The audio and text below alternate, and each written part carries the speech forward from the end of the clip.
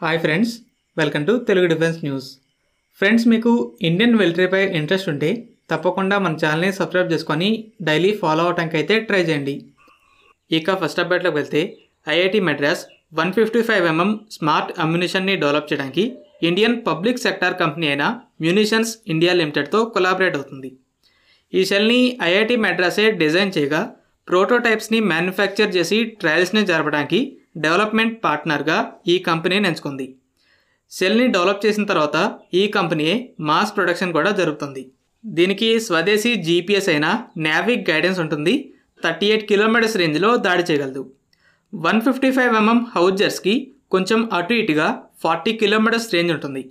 అయితే ఈ మ్యాక్సిమం రేంజ్కి ఫైర్ చేసినప్పుడు సెట్ చేసిన పాయింట్ చుట్టూ 300 to 500 మీటర్స్ రేడియస్తో సర్కిల్ గీస్తే దాంట్లో ఎక్కడైనా పడవచ్చు.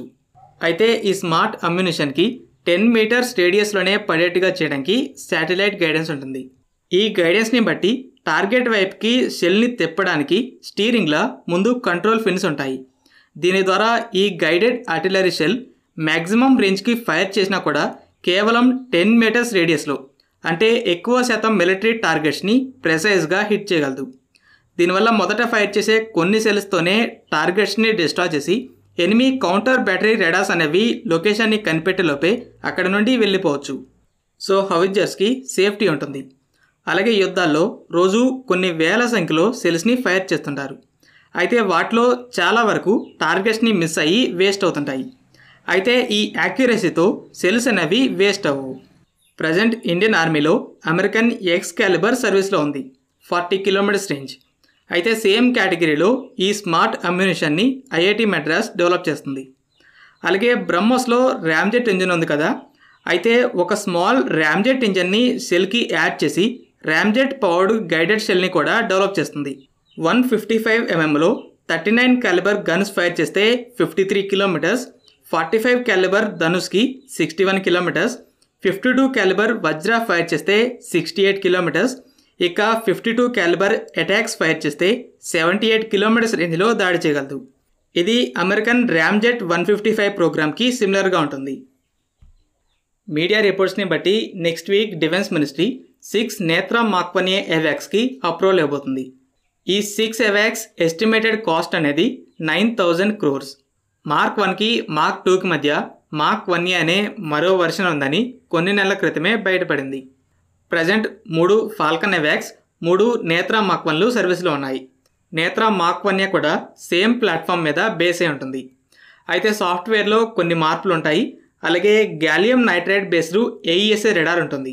దీంతో డిటెక్షన్ రేంజ్ పెరగడమే కాకుండా స్టెల్త్ టార్గెట్స్ని కూడా బెటర్గా డిటెక్ట్ చేయగలదు. అలాగే ఎయిర్ ఫోర్స్ 6 నేత్రా మార్క్ 2 ఎవాక్స్ని కూడా కొనబోతుంది. మార్క్ 2 డెలివరీస్ 2026-27 మధ్య స్టార్ట్ అవ్వచ్చు. ఇండియన్ ఎయిర్ ఫోర్స్ ఈ దశాబ్దం పూర్తయ్యేలోపు ఎవాక్స్ నెంబర్ని 18కి పెంచాలని చూస్తుంది.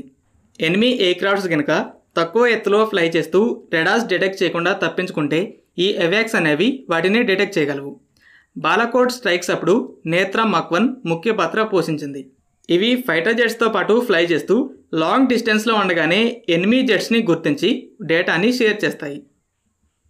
కొన్ని రోజుల క్రితం జరిగిన జోర్డన్ అటాక్, అలాగే దానికి అమెరికా ఇచ్చిన రెస్పాన్స్ గురించి తెలిసిందే.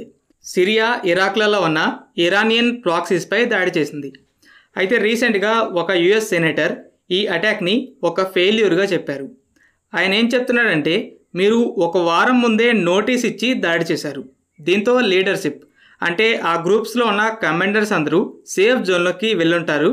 చనిపోయిన ఇరానియన్స్ ఎవరైతే ఉన్నారో వాళ్ళు తప్పించుకోవడం తెలియని స్టూపిడ్ మిలిటెంట్స్ అని చెప్పారు. అలాగే ఇరాన్ని డిటర్ చేయడంలో బైడెన్ అడ్మినిస్ట్రేషన్ ఫెయిల్ అయిందని చెప్తున్నారు. ఎందుకంటే సిరియా, ఇరాక్లలో దాడి చేశాక బైడెన్ అడ్మినిస్ట్రేషన్ అమెరికా మిడిల్ ఈస్ట్లో కానీ ఇంకా ఎక్కడైనా సరే యుద్ధానికి సిద్ధంగా లేదని మీడియాకి స్టేట్మెంట్ ఇచ్చింది.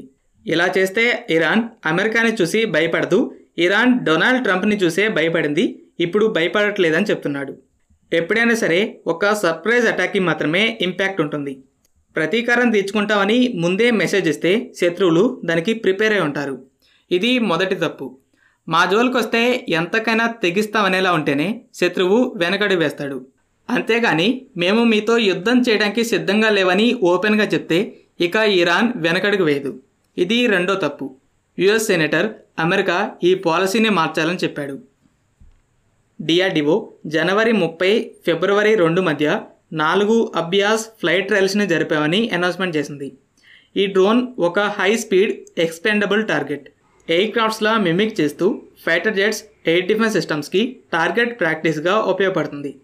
ఫ్రెండ్స్, ఈ వీడియో మీకు నచ్చినట్టయితే లైక్ చేయండి. అలాగే మరిన్ని ఇంపార్టెంట్ డిఫెన్స్ అప్డేట్స్ కోసం మన ఛానల్ని సబ్స్క్రైబ్ చేసుకోండి.